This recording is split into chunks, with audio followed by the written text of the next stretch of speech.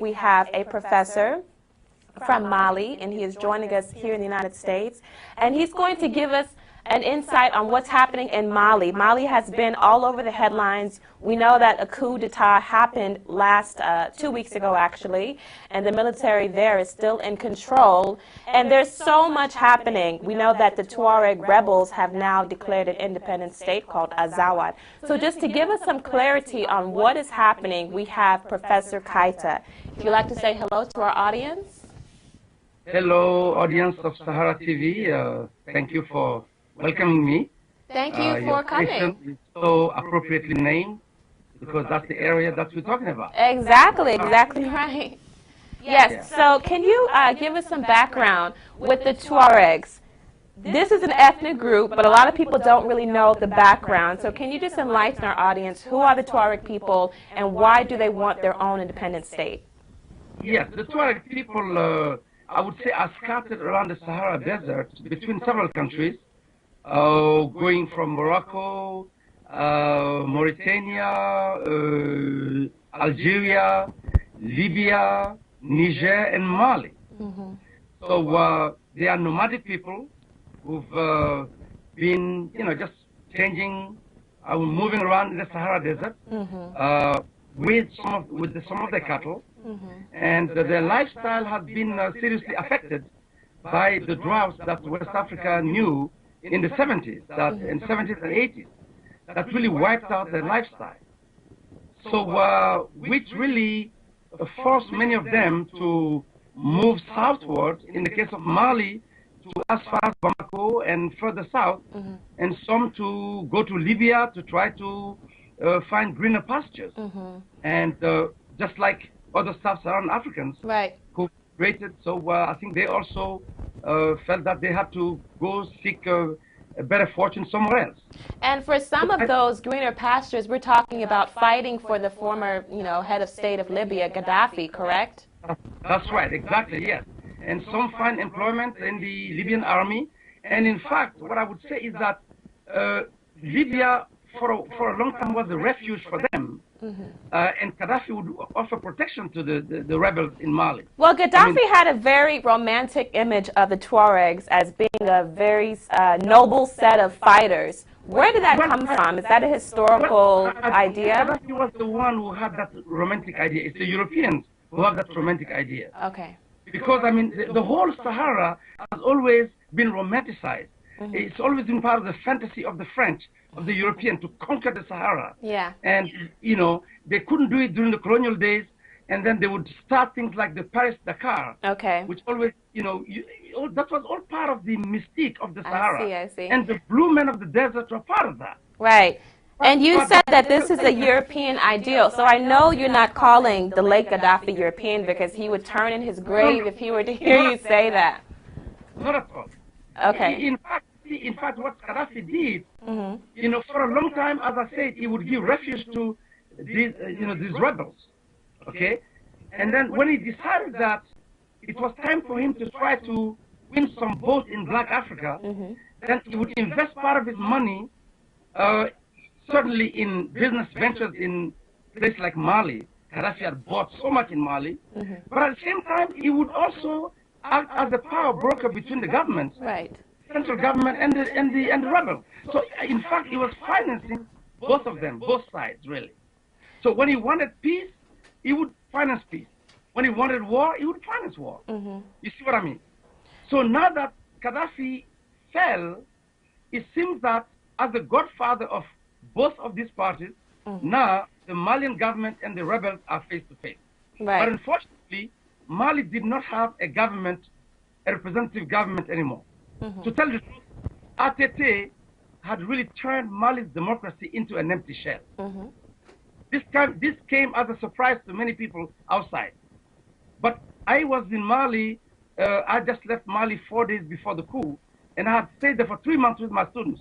Wow. And to tell you the truth, I have seen how bad Mali's democracy had become. It was simply the institutions were not working.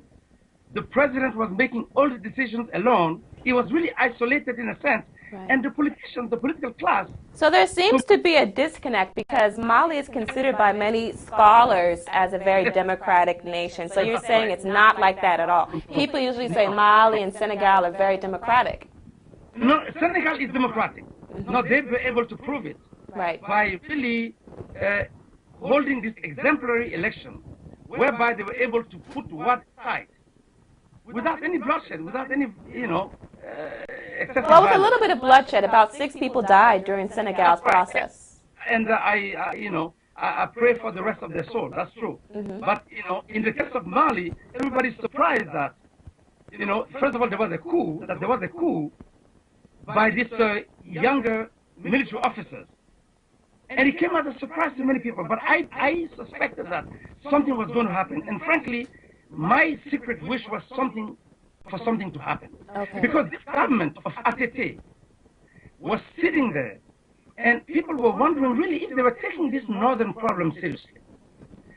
The National Assembly was not saying anything about it. Politicians were not saying anything about it. So the people were frustrated, first of all, because of all the terrible living conditions that these 10 years of ATT regime had inflicted on the people. And then to add insult to injury, now the Tuaregs had slaughtered more than 100 Malian soldiers who were under-equipped and had been literally abandoned in the desert, and to become sitting ducks for Tuareg rebels to come and slaughter them, in the most brutal, inhuman way. Abandoned by whom? Abandoned by the central government of Mali, you see. This is the problem. ATT did not have the backbone, to deal with the Tuareg rebels.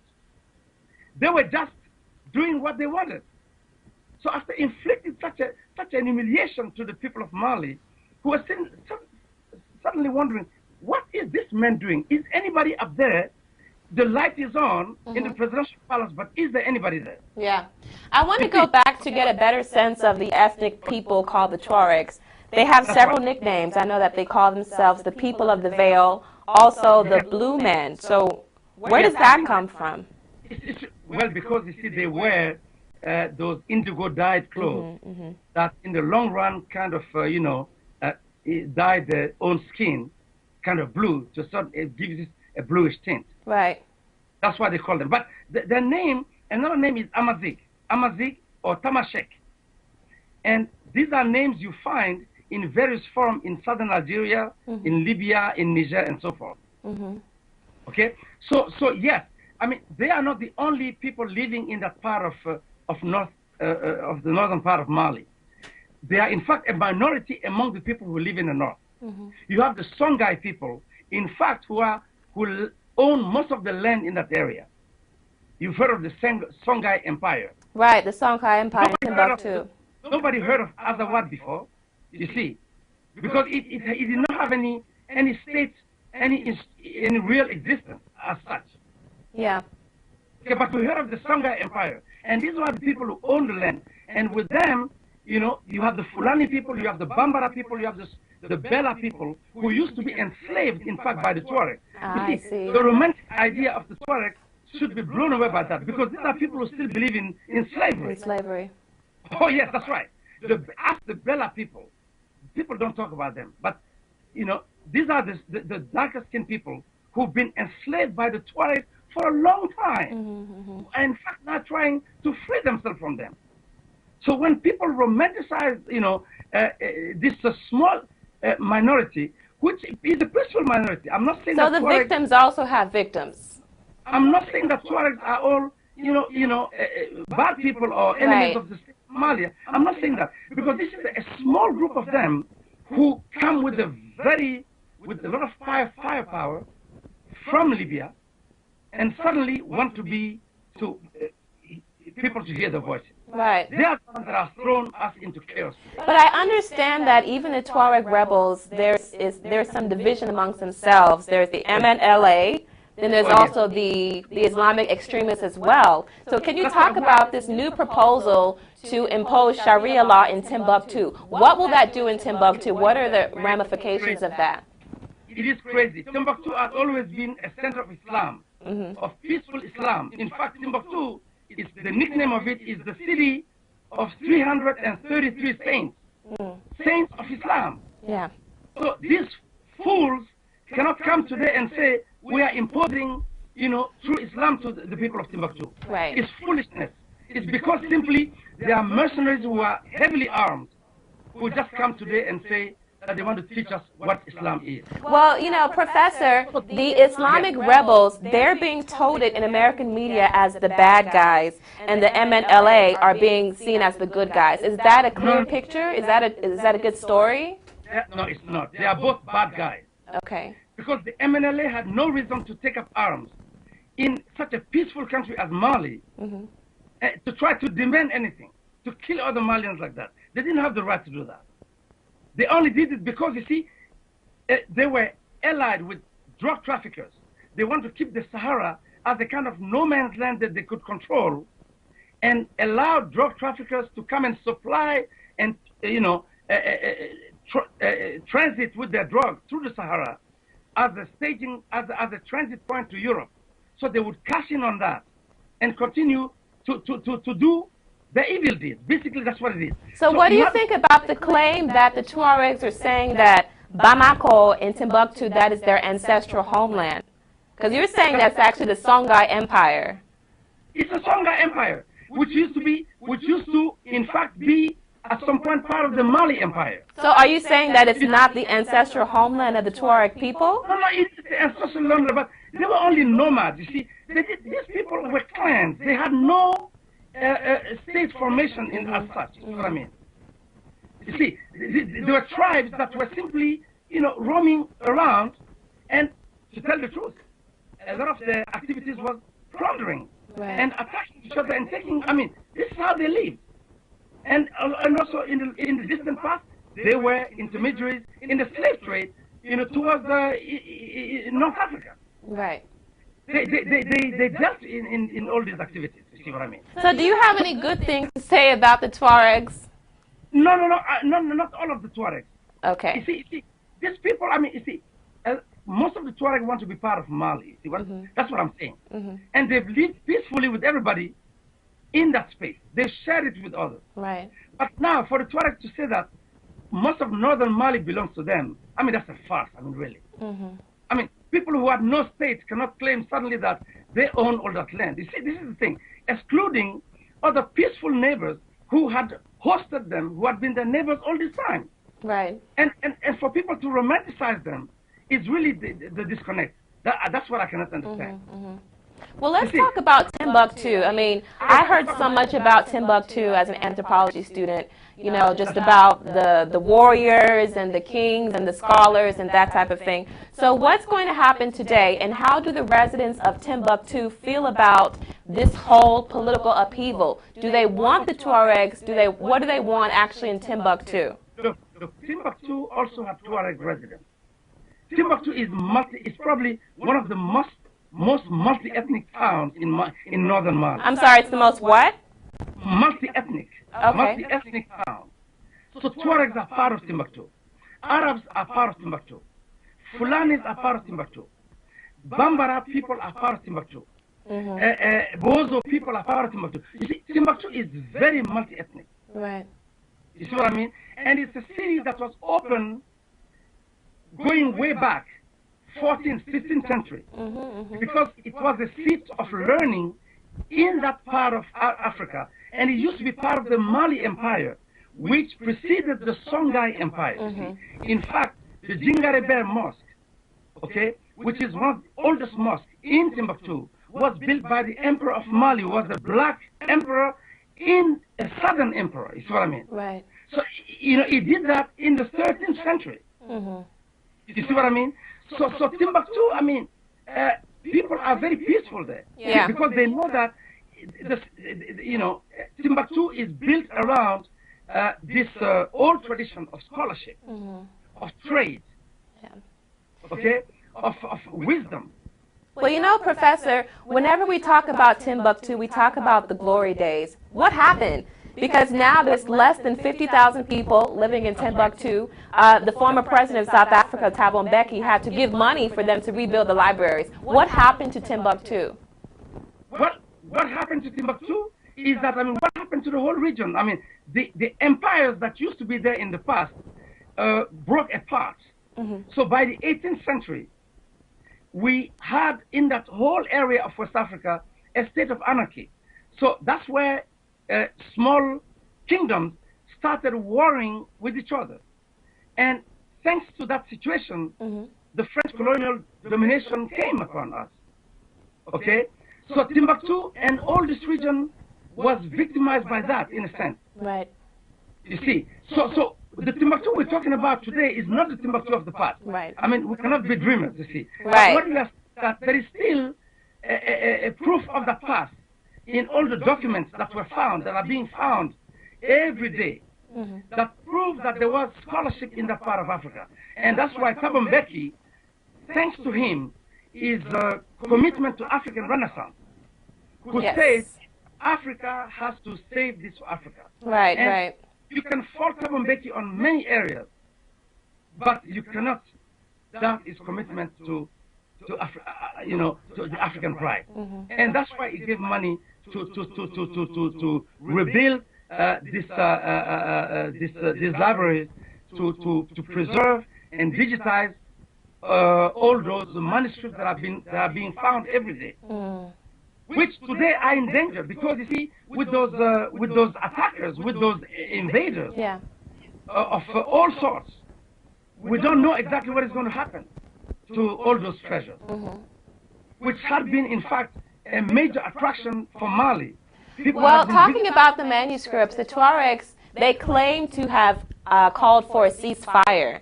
Do you think that's actually efficient? Do you think that people will still try to do something with the manuscripts and some of these architectural relics? Well, I mean, again, you know, this is really up in the air, frankly. Yeah. And I don't believe anything of what they're saying. I simply believe that these people, this is a cancer that has to be fought. Yeah. If these people gain a strong foothold in that part of Africa, the entire West Africa and North Africa is going to be in trouble. Right. Because from there, they can launch attack against anybody. Yeah. Well, I would love to see the revival of Timbuktu, Professor, but let's talk about the role of the Western powers. I know AFRICOM has been training some of those soldiers in the National Army. What's your take on that, and can you give us some information about the role of the American government, or at least the AFRICOM arm of the American government in Mali? Well, you know, I mean, Africa certainly is a coveted land because we have riches that we ourselves don't even know. But in any case, I prefer to blame ourselves first before I look at outsiders. Right. I believe that if there is a power vacuum that is there today, our own government of Mali, the government of ATT was responsible for it. But a lot of people are saying that AFRICOM was training these soldiers, and that, you know, maybe some of these Western powers had some issues with former President Touré because he was not taking a stance, you know, to suppress the Tuareg fighters. That is true, and I agree with them. And I agree with those Western people who are saying that. Because, you see, ATT was a very fishy person. You see, the people in Mali were not trusting him anymore. Because, in fact, people suspected ATT of being conniving with the rebels. Because, you see, the people who took an arm, whether it's Iyad Agali, okay, and all these guys were part of the closest entourage of ATT. So what benefit would Touré get from conniving with the Tuaregs? Okay, let me tell you this. ATT, this is the damage ATT did to Malian democracy. He came to Mali, he said, I want a consensus. But what he was doing, because he didn't want democracy to be a vigorous debate. The essence of democracy is vigorous debate. But you come and say, okay, well, let's do consensualism. What was that consensualism? It was buying people's conscience so that there wouldn't be any debate. For 10 years, he bought all the leaders of all the political parties who simply give up on their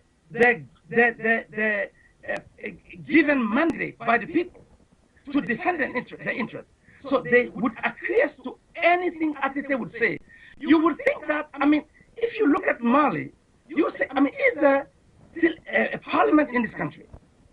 You see, Atete would get away with anything he would propose. So that's how, I mean, it killed democracy in Mali. That's why, I mean, he was hoping also to buy any kind of rebellion, you know, in the north. But wasn't he about to step down anyway before the military takeover? Wasn't he due to step down? I don't believe that Atete was going to step down. Atete was going to use that rebellion to say, because there's a rebellion, we cannot have elections. To prolong again is at least to gain some time and then maneuver and put somebody that that he liked to replace him. That's what he was going to do. And I don't believe a word of what Atete was saying, that he was going to step down in a few months. If people believed in it, the people in Mali, the common people didn't believe it. The political parties were killing themselves because they were all waiting for Atete to go so they could continue the same practice. Mali was an empty shell democracy. This is what I'm telling you. And I was so disappointed with what I saw there that I was not surprised. I believe that, you see, nobody can applaud a coup. But to tell the truth, I believe that this coup was a step forward for Mali. I may be one of those, I may be, a heretic. So you support the military junta? Oh yeah, I did support them. Because you see, the Malian army, okay, had been so emasculated by Atete that the upper echelons of the army were all disconnected from the lower echelons of the army. And what Atete had done, he was going to send those younger officers and the army lower ranks to be killed in the north in a very shady situation that people didn't understand, because Atete sponsored these rebels. And people were suspecting of that because he was giving them money. Do you think that if you let those heavily armed people come back into Mali without disarming them and telling them to just go sit peacefully in the north, do you think that they were going to do it? They were not going to do it. Sooner or later they were going to. It's like letting the wolves come into, the sheep enclosure. Sooner or later they're going to, they're going to take over. Right. So Atete, people were suspecting Atete of using this simmering rebellion. I think he himself was surprised at how fast things would go. See what I mean? But he was hoping to simply let it simmer so he can say to the people, in April, he could, tell them, look, because of the insecurity in the north, we cannot hold elections. Okay. So he was going to continue his presence at the helm of Mali. You see, this man, this Atete guy was so corrupt. I mean, I kept telling people, I wrote an article in the national newspaper. It was an email that was not intended for public consumption. A journalist found it on a network and decided that it needed to be published, where I was launching a scathing attack against Atete and the whole political class. That was 1 month before this event. I have this in my hand. If you want me to read you a few lines, sure, please do so. Okay, good. Okay, so this was, as I say, it was an email that was not intended for public consumption. It was simply part of a discussion group among Malian intellectuals. So a journalist who I guess was part of the network found the article, and a few days later, it was, in the national newspaper called Info Matin, which liked it and even added their own introduction to it. Okay. Okay, so let me read their introduction, and then I'll read my email. Okay, it says this. A Bamana proverb. Bamana are an ethnic group in Mali. In fact, it's the majority of the Malian people. The Bamana Malenke people, the Mande people. Okay, it says this. The proverb says, instead of blaming where you fell, you should blame first the place where you stumbled. You understand this proverb? This is to say that the dramatic situation we are experiencing today in the north of our country is not a simple coincidence. It results from a short-sighted policy lacking in realism and vision. And everybody is suffering from it at every level in our society.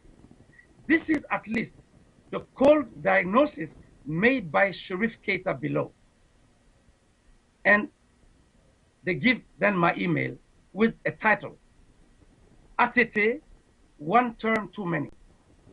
And now comes my email.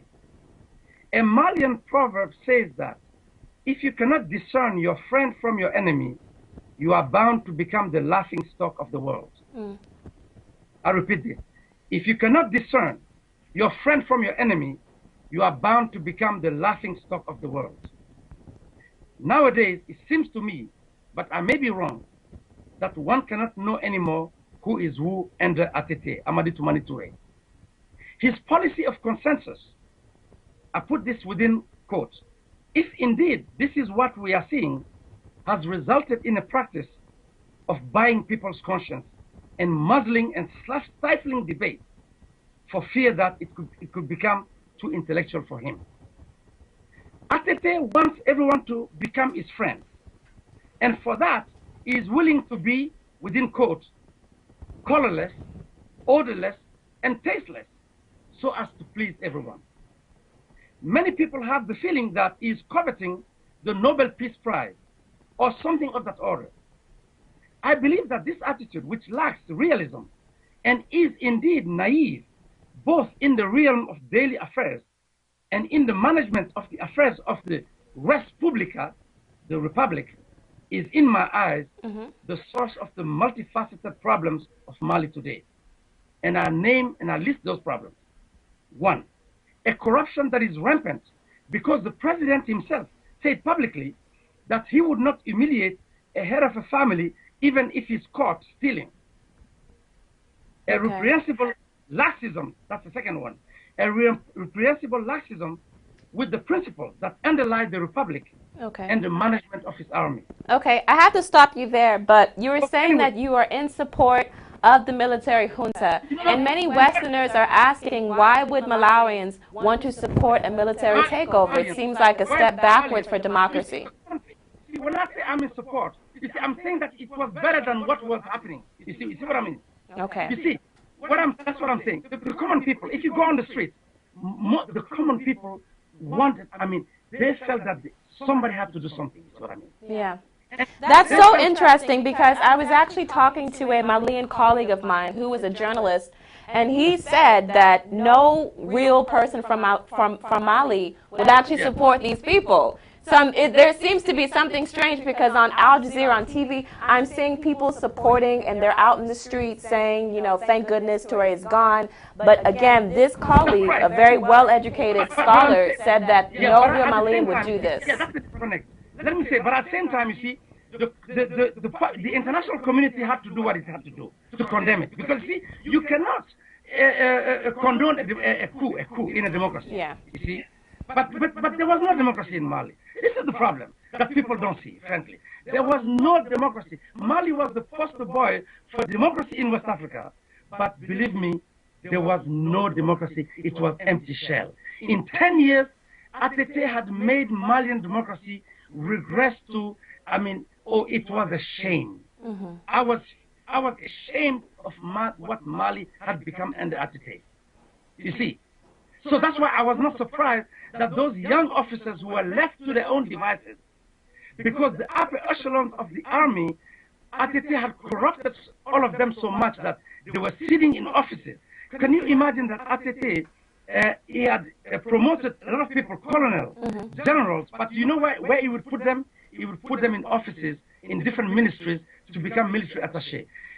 So can you imagine there was a military attaché sitting in the Ministry of Culture in Mali? What does a colonel have to do in a Ministry of Culture? Yeah. You see what I mean? Yeah. You see, the reason why ATT put them there, because he was afraid of his own military. But the only way he could really corrupt them and emasculate them was to give them places where they could also line their pockets. So how do you feel about Captain Sanogo handling the state affairs? I think what he did is the honorable thing.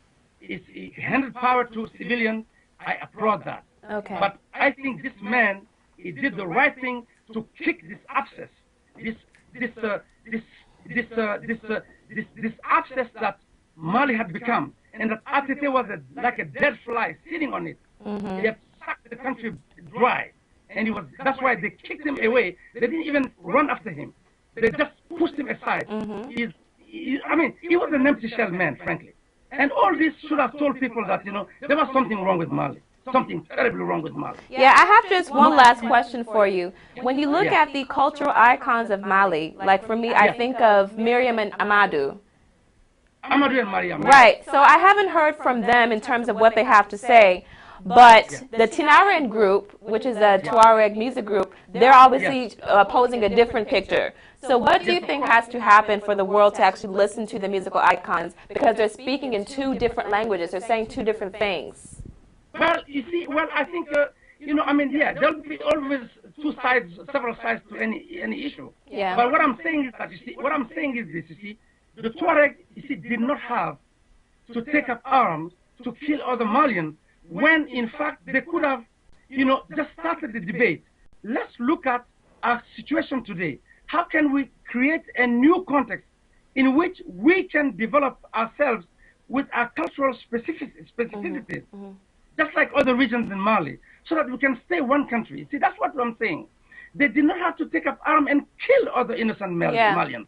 They only did it because they were able to acquire firepower from outside, and they were helped by other mercenaries. Because these guys are saying we have Mauritanians with us, we have this and this and this. They did not have to do that. That's what I'm saying. But how can Mali survive if ECOWAS and the African Union go ahead to impose sanctions? Because you all get your electricity from other West African countries. But if they close their borders, what are you going to do? From what I understand, the sanctions are lifted. You see, from what I understand, the sanctions are lifted. And in fact, the sanctions have not, from what I understand, been even completely imposed yet. Right. Because ECOWAS understood one thing, that they were hasty in their decision. Yes, they had to condemn the coup. But I think as they discussed more with the people on the ground, they realized that really Atete was not this sacrosanct or that, blameless person that, people at first... Well, no one is, No, you see, they realized that, these young officers have a point, frankly. So if we impose the embargo right now, we are going to be hurting the common people. Okay. I think ECOWAS realized that in time. And thank God also, I think, I never doubted, frankly, that these young officers were, I never doubted their intention. They were not there to stay, frankly. See. There were people who wanted something better for Mali. I did not doubt their sense of patriotism. So that's why I believe, by working with ECOWAS, they were able to hammer out a very honorable way out for everybody. Okay, well, Professor, I think that's an excellent note to end on. So at this time, I want to thank you so much for this perspective and for your opinions and facts. I think that you definitely clarified the issue for some of our viewers. Thank you, and best of luck to SaharaTV. Thank you so much. Take care. Thank you. Viewers, you were listening to a very passionate Professor Cherif Keita. He's a French professor of Malian descent here in the United States. He had a lot to say. He was saying that under former President Touré, Mali did not really have a democracy. And he says that the military takeover was actually better than what they had before. So very interesting words from Professor Cherif Keita. Up next on SaharaTV, we're going to take some of your Skype calls, and we also want to talk about what's happening in Malawi. There's so much news coming out of Africa, and on SaharaTV, we're here to keep you in tune. I'm Chico Odoa. Stay tuned for what's next.